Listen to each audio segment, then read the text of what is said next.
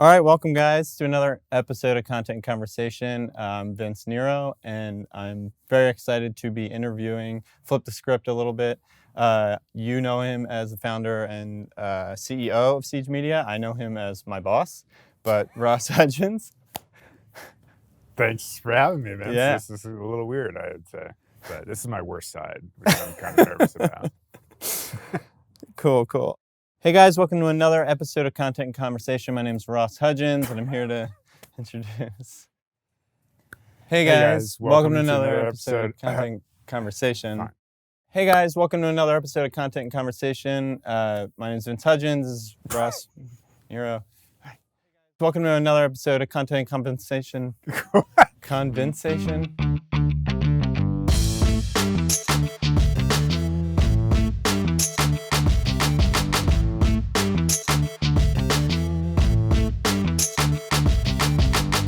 Quick, rapid fire question I wanted to hit you with. Is it Goggle? What do you got against hard-boiled eggs? I have deep psychological issues with hard-boiled eggs from my childhood. I've been here 4 years. Something that I think most people in this office really want to know. I know I really want to know at this point. Who's your least favorite employee? That's the one I believe. You love all your children equally. I was going to also ask you who you think you could dunk on in the office. I can't dunk. Great content.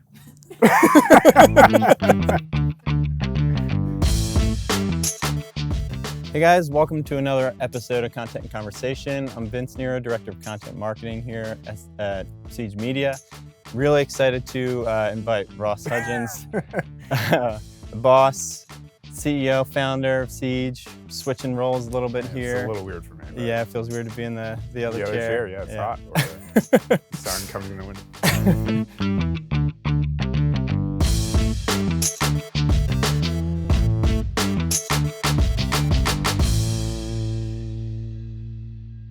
Today, I just wanted to kind of talk about some SEO things. I've been here 4 years now, so one of the major themes that I've been seeing these days, I think, in the industry is just Google algorithm updates. I feel like are coming out rapid fire. Yeah. I'm not one of those people that really am tuned into everything that Google tweets about, following those guys that do that and really try to read in between the lines of, I know you also aren't someone like that. I'm just kind of curious, how much importance you put on that for people. How much should they be tuned into that? Yeah, I think it's worth paying attention, at least having a pulse on it, that it's happening, because it can, if you don't do that, one of the side effects could be you lose a ton of traffic suddenly, and you think it's because you don't realize it's an update, and maybe it's actually you broke something structurally about your site. So that's a connective tissue that at least makes following that, I think, relevant, because you know whether or not it's actually something you broke, or maybe it's just a major algorithm change that impacted that. And obviously, if it's something that broke, you could probably fix that, hopefully, knock on wood, relatively quickly.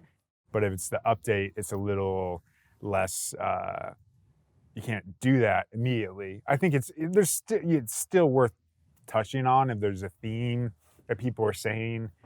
It doesn't hurt to get a second opinion of what's causing things. And I think it's not worth chasing the algorithms necessarily, but more, it's unfortunately still instructive for our clients to tell them, these people are saying this. This is one of our common themes as an agency. We tell people, use citations of other people, not just ourselves, that back up this point.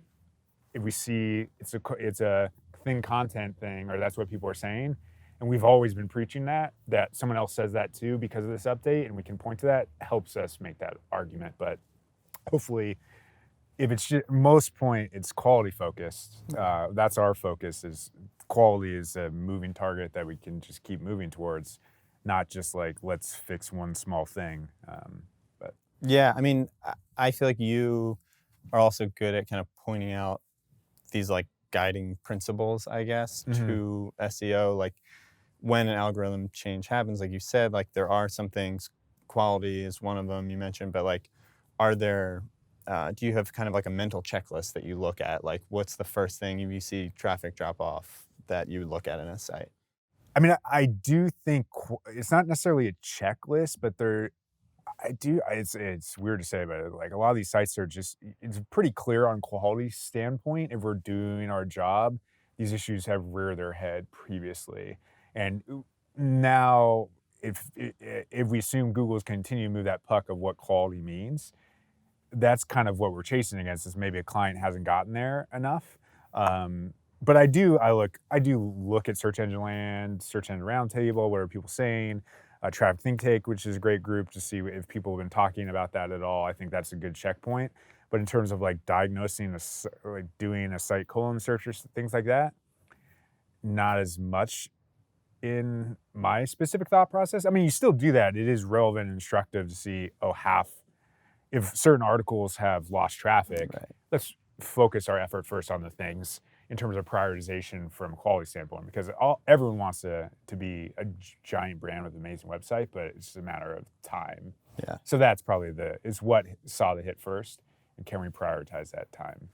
Yeah, I like that. So, you kind of touched on this in the last question too, but like, say your site gets hit, or maybe not, maybe, you know, us as an agency, we're recommending to up the quality of certain pieces. I feel like sometimes there's pushback internally with companies. Maybe, you know, we interface with an SEO at the company or the content marketing head, but there's other entities within that company that are kind of butting heads with the SEO team.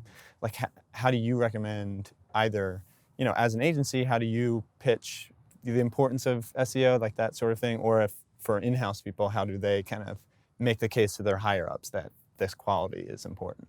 Yeah, I mean, it's hard to preach quality necessarily. I do think we always use traffic value and Ahrefs or SEMrush to quantify the value, which is what people are bidding on that same traffic. That helps C-level kind of understand the value of search and how much they should spend on something, I think, relatively. And we use that in pitches and in content as well.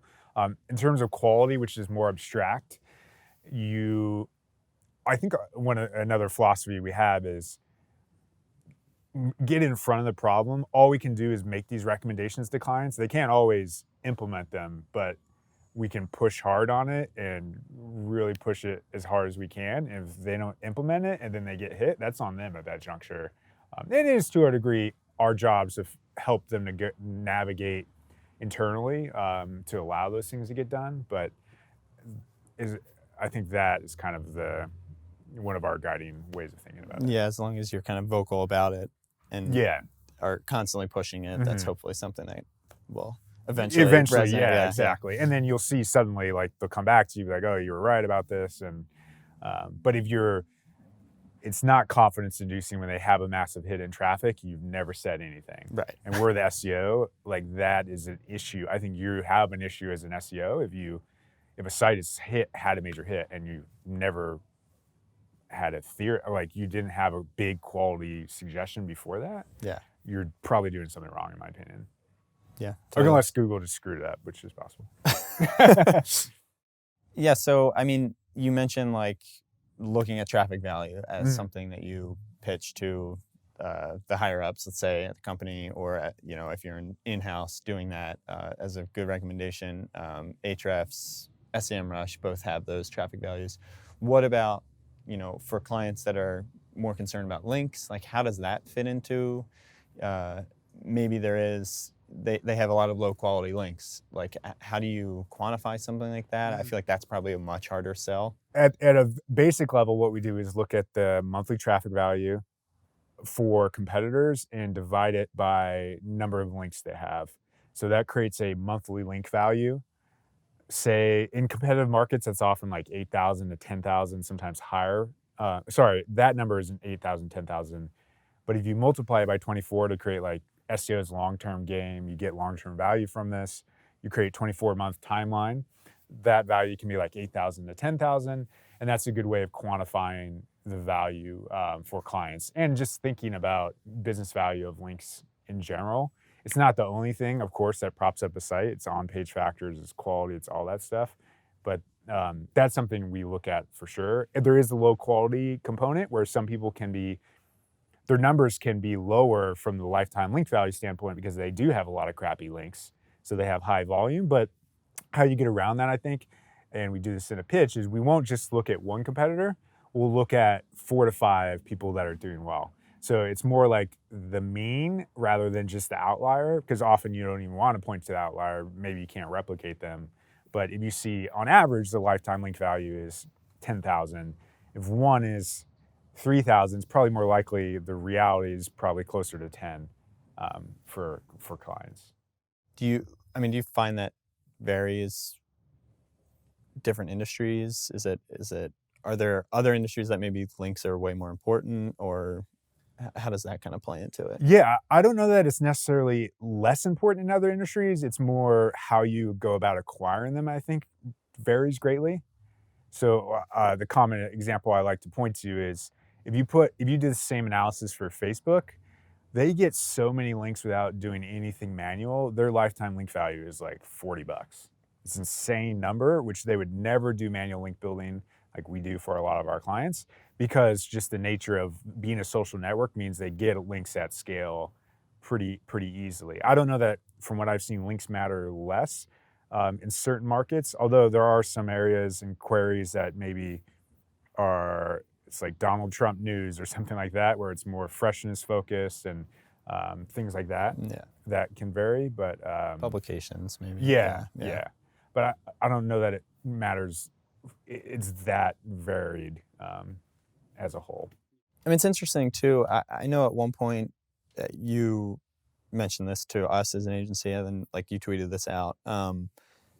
Basically, kind of like thinking through the thought process of saying no to clients where we're not going to be valuable as a link building agency, with its focus in SEO. But if links aren't valuable, you're saying no to money. You're saying no to revenue. Like how, I think that's like a powerful message for people like that to kind of always go for, I guess, the highest value strategies. Right. But I mean, do you have any recommendations on like how other people can kind of take that like and run with it? Yeah, I mean, it's really plain. I think everything, you can almost think of everything like a stock in some way. It's you're betting on the long-term future of who you're saying yes to, and if the future isn't, whether it's your career or your clients, if you don't think it's northward facing, that's not gonna eventually end well for you, or at least it's gonna be flat. So for a client that is, I think increasingly this is the case with the updates and where Google wants to be quality-wise, like crappy affiliate sites, we're just not even considering them and working with us at this juncture because they're just not good enough from a quality standpoint. And we get those requests a lot, but it just doesn't feel where Google is going. So for people specifically, that's not a great answer. And I think there are short-term wins, but it's more like it's okay to say no to people if you believe, then eventually a next thing is going to come, which is much higher quality overall. So that's kind of how we've evolved as agencies. We've gotten a lot of requests, and I've still made mistakes in who we've said yes to and brought on, but up that threshold and been more selective because I don't know that you see these a lot of these sites, and you see like they're slowly eroding in traffic value. And that doesn't mean that they should have completely abandoned SEO, but personally, it's not fulfilling to work or as long-term exciting to work for a client that probably at best is going to be flat. Right. And more realistically will be 10 or 15% year over year in an optimistic scenario. Yeah. If that makes sense. Yeah, for sure. I mean, do you have any recommendations? Well, so I guess that kind of gets into this idea of like, I don't want to say like, what does an ideal client look like for us, but like maybe what does an ideal scenario look like for a company that's interested in the types of things that we're doing in like content marketing, link building, focus in SEO, search driven traffic, that sort of thing. Yeah, I do think increasingly And I would suggest everyone start thinking this way to the degree that they can in terms of an ROI model.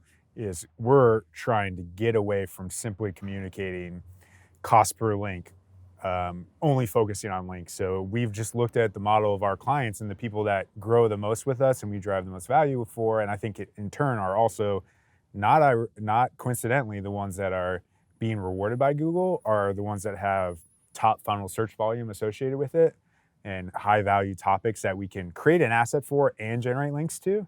So we're trying to evolve to a model of saying this is maybe it has a traffic value of 3K a month and the links have a lifetime link value of maybe it might be actually lower, it could be only 3,000, but if you put those together, we built an asset that ranks and generated 7 links to make that rank.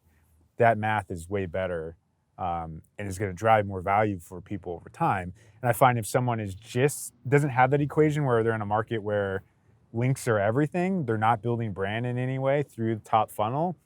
If you don't care about top funnel, I think that's almost instructive that you're not really building a brand in some way. And that's an issue for you. Like we have clients who only care about the link, and that will probably still be the case for a long time. But when you disconnect those metrics, I think you're less likely to build sustained value, and they're not building a brand, so they'd be that. I think that example of a client that's going to go down over time as well. Yeah, I mean, in my opinion, anyways. Right. You mentioned top funnel. I mean, I guess the thing that I think about there that I've seen people like tweet about, write about is a lot of the times, and we've run into this sometimes too, where like the top funnel that we focus on isn't necessarily related to the end result. You know, it's so far away from the end result that some people look at ranking for top funnel as like a vanity metric. Right. Yeah. So like how maybe you can elaborate a little bit there on like how we think about top funnel and like how important it is to at least connect it and like be thinking of bottom funnel as well. Yeah. I mean, there's definitely like a bofu, mofu, tofu, top funnel, middle funnel, bottom funnel that we should be connecting the dots of like types of snowboards or like snowboarding tips is top funnel for a snowboarding company, but then types of snowboards or snowboard sizing guide is middle funnel. And then snowboards obviously is bottom funnel for those clients. We should completely build out the funnel in that way. But I don't think an Evo, who's a snowboard client, is not our client. Be nice, call us. They don't.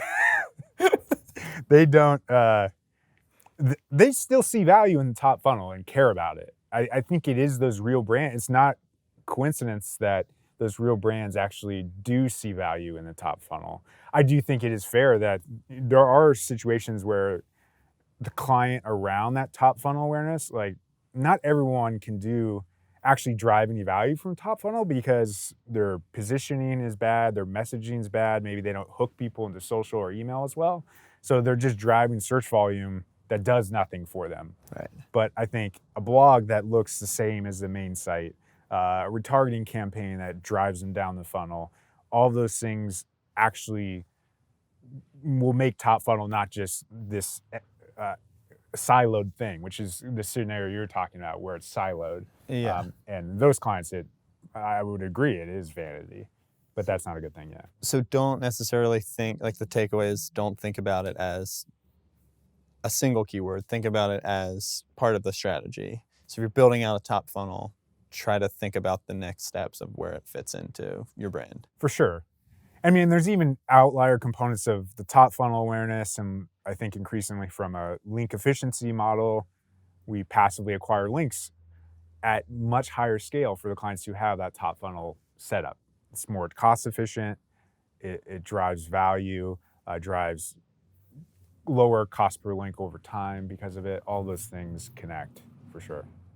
And I know we've also talked about the importance of like, and this kind of ties into that, but this like getting links for assets when you're doing link building, getting links that are industry relevant, you know? So like, I guess the the main takeaway is just always kind of having a foot in the end result at the bottom funnel when you're thinking about everything. Like shouldn't be out there getting links if you're a snowboarding company from a gardening site, or like Yeah. there's no connection there. Your customer's not there. So thinking about it with the end result, the end customer in mind all the time. Yeah, and getting links from your customer, even if that's not going to drive a sale immediately, is probably a much better indicator of long-term quality and results. As like, I'd rather have 3 links to a top funnel asset that actually ranks for something than 20 links from a gardening site for a snowboarding setup, because that's probably, whether it drives value today, it's not going to drive as much value tomorrow. Let's flip it a bit, I guess, and look at, I know we often have clients that come to us and, people write about this kind of stuff, like getting links to bottom funnel pages. That's obviously really tough to do. And oftentimes we say, we kind of steer it into more mid-funnel content, or trying to figure out creative ways to get. So what would be your answer to that if someone asked, like, can you drive links to this bottom funnel content? Like, how do you do it? Yeah, that's a good question. We get that a lot. We do have a blog post on this of how we generate landing page links with blog content. So our process for that is a few different things. One, creating content that ties into that naturally and semantically to concepts we ideate. So maybe it's a credit card survey.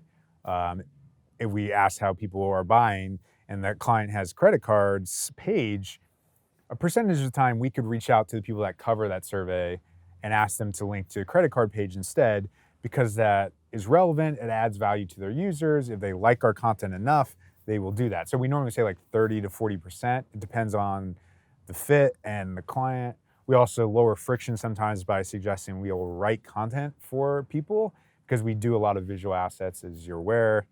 And the fact that we might write a custom introduction for them, which is kind of a hybrid guest post, means we can link to those pages. Again, only when it's in context, makes sense, and is natural to the content we're pitching. But sometimes I flip the script, other than that's one way we do it, is make sure your content setup is a natural shopping experience, such that your nav is ideally uniform with the main shopping setup if it's an e-commerce site. Internal linking is really strong. Footer can link to internal pages as well. We're internally linking on the posts. I think a lot of people that point to the blog and like, we don't want links to the section, you dig into that, and it's because the section is not, it's almost orphaned from the main site. And if I'm Google, I don't value that. They might have one link back to the homepage. That's one reason why people, I think, in my experience, have seen that. But I don't know what you think. Yeah, I mean, I think there's also probably creative ways that we have tried to kind of just think about. I mean, Garrett French, I think, who you had interviewed, like Citation Labs, talked about kind of creating, forget his actual term, but basically making these landing pages, give them some type of extra value on them. Maybe it's like some unique data, citable elements, yeah. So like some unique data, some unique asset, some type of utility on that site. Maybe it's a calculator or something that ties into the funnel and to like the product itself, but also is something that is going to be valuable and like someone's going to want to link to naturally. Right. So I feel like that's probably same type of strategy. That works really well on the city level, I think. I have seen it misapplied, where people will put linkable assets that are disconnected on category pages with like a jump to. It's kind of like hidden. I've seen it as brutally as like putting a scholarship on a landing page, a sales page, which I would be nervous having Google look at that over my shoulder. And that's my general theory of like, I'm nervous Google looking over my shoulder right now. We should probably stop doing it. But they're always looking over our shoulders. So. Big Google. Big Google. So I think it's interesting too, thinking about, you do the content marketing takedowns. I've done a couple now, and I always sometimes kind of like feel bad doing them, because you're kind of if they're not doing it right, you're kind of crapping all over Yeah. the site. And there's a lot of extra factors I know that go into a lot of what people do. So, we can sit up here and say this is best practice and do this, but like at the end of the day, what you're probably fighting with the most of the part, and we kind of talked about this, but is like the higher ups in your company, or if you're an agency, you're fighting to try to get yourself heard. And just wondering like if you have any tips there for like people, or maybe what do you think are the bigger blockers for people, like when we do recommend these types of things, like keeping a blog navigation the same style as the rest of the site to help increase those conversions and make all of your content feel connected. Mm-hmm. So like what would be some recommendations to like make sure that you're kind of checking these boxes and being able to do some of these things that we're recommending? Yeah, I think one of the best ways to go about it is to make a business case for it. And not always do you have a clear citation of what a comparable scenario, but we've had it come up where, and I say this with the blog, like if a blog looks crappy for our clients, I'll say that will result in sometimes 20 to sometimes 50% less outcomes. So if we spend 15K up front for this, that math is very simple about how we earn that back. Same things could be done for site speed improvements. There are studies out there that say 1 second of site speed can be like improve conversion by, I don't know exact number, but like 7%, stuff like that. And finding those citations, if you don't have those yourself, there are groups. I'm just shilling Traffic Think Tank, but that's another great place where you could say, I'm trying to make an argument for a homepage redesign. Do you guys have any examples of lifts that you have seen? And I think reasonable quantification of like, we're making this from the homepage. If we even see a passive improvement, which is what you could say of 10% or whatever, you know what your revenue is, it's going to cost us Y to generate that. Making a business case is always recommended versus just saying we need to be better. And it is a quality thing sometimes that it's not easy to point to that, but traffic value on Ahrefs can be directionally an easy way of looking at that. If we lost 20% in traffic and that was worth $200,000 a month to us, that spending $10,000 for a page redesign where we lost that traffic shouldn't be that much of a heartache. Yeah. So trying to find competitors, like you said, sounds like a good takeaway, that are doing what you're trying to do, but then also making a business case out of it. Sounds like the two. Yeah, easiest I ways to think sell it. competitors is great for sure. Anytime you point to a competitor doing something and they're doing better than that person, that's how these companies all end up looking the same. Yeah. Unfortunately, there can be negatives and positives to that, but look at them, but try to do something slightly different, hopefully. Yeah. All right. So last thing here, and I think this kind of ties it up.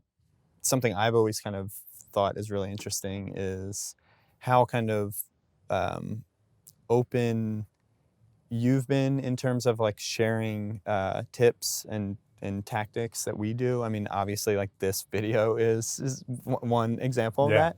How important do you think it is for companies and thought leaders in the industry to kind of share their tactics and be open? I mean, right now I feel like there's some sense of like us versus Google, and with a lot of SEO. So there's that like feeling of like camaraderie. We're all kind of fighting the same fight. But obviously, like a business sense, you don't want to give away all your tips. Yeah. So like, how important is it for people to be open and share knowledge like this versus just kind of keep everything to themselves? I mean, if you're an agency, I think it's a no-brainer to do. If you're internal and there's not a lot of benefit to be publicly, like I'm a fanboy of like NerdWallet and Policy Genius, and they're not our clients. But if I was them, I wouldn't be on the speaking circuit. They'd probably hate me for saying their name all the time. But that's an example where there probably isn't a lot of leverage to be saying, hey, I'm doing great. And also that just attracts eyeballs from a search standpoint. If you're screaming too loudly, Google will see those things. And if they see anything they don't kind of like about your strategy, that can be prohibitive.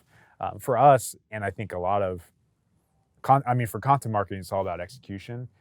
there's definitely knowledge and process there, but we have really talented people executing that is not 5 seconds to replicate. So I don't think there's a lot of fear, and most people will listen to stuff and never act on it. So it's just a lot of what we do is just say things, and most people will just say, I'm not going to do this myself, honestly, and then just hire us instead. Yeah. That's kind of the, Yeah. the framework. Right. Cool. Well, this has been awesome.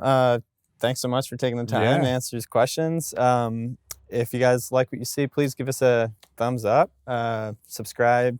Anything else, boss? No, man? Vince, thank you for taking my spot. I can now retire in the Bahamas. Thank you. Deuces.